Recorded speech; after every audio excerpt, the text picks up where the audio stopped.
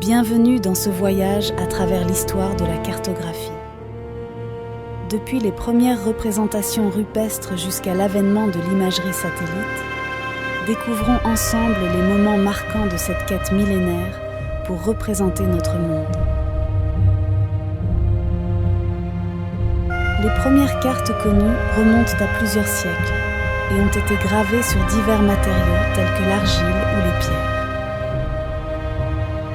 Bien que rudimentaires, ces relevés témoignent de la volonté de l'homme de se repérer, de comprendre son environnement, de conquérir des territoires et d'en gérer les ressources.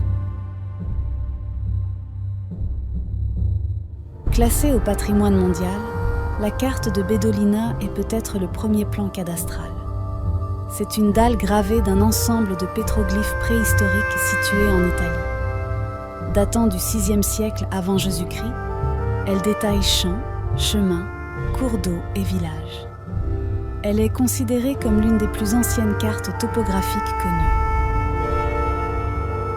En Égypte, la carte des mines d'or du Wadi Hammamat, datant de 1150 avant Jésus-Christ, est un papyrus qui décrit la géographie locale avec des routes et des montagnes, sur la voie d'une expédition à la recherche de pierres à Thèbes. Vers 150 après Jésus-Christ, Ptolémée révolutionne l'art de la cartographie en concevant la Terre sous forme de sphère. Ces cartes, riches en détails sur les cours d'eau, les peuples et les cités, inspirent de grandes figures telles qu'Al-Khawarizmi et Al-Idrissi. Celui-ci conçoit la Tabula Rogeriana au XIIe siècle, une carte qui divise le monde en 7 climats. Orientée vers le sud, elle s'étend de l'Afrique équatoriale jusqu'à la Scandinavie. Le XIVe siècle, marqué par les expéditions et les conquêtes, voit l'émergence des portulans, tels que l'Atlas catalan. Ces cartes nautiques facilitent la navigation en indiquant ports, îles et courants.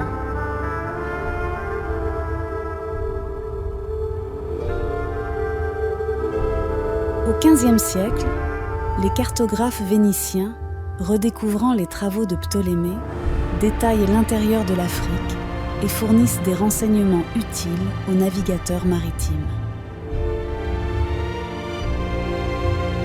Les travaux de Gérard Mercator transforment et influencent profondément les cartes modernes.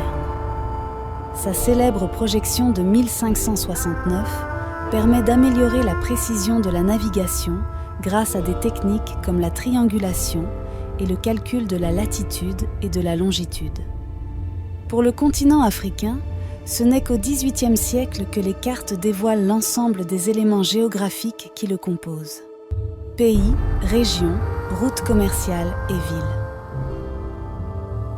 En 1787, Jean-Baptiste Louis Clouet innove avec une carte détaillant lacs, fleuves, rivières et montagnes, en contraste avec les représentations plus sommaires des cartes antérieures. Au XXe siècle, avec l'avènement de la télédétection et des systèmes d'information géographique, la cartographie a connu un nouvel essor, lui permettant de se positionner comme un outil incontournable pour la planification, l'aménagement des territoires et la gestion des ressources naturelles. Les cartes, qu'elles soient topographiques ou thématiques, sont désormais plus précises et plus accessibles grâce au développement de l'informatique et des télécommunications. Elles permettent une meilleure compréhension des phénomènes naturels et anthropiques ainsi que leur suivi. Face au fléau de la dégradation des terres en Afrique, la cartographie apparaît aujourd'hui comme un outil indispensable pour décrire l'état des surfaces, éclairer les prises de décision et orienter les interventions sur le terrain.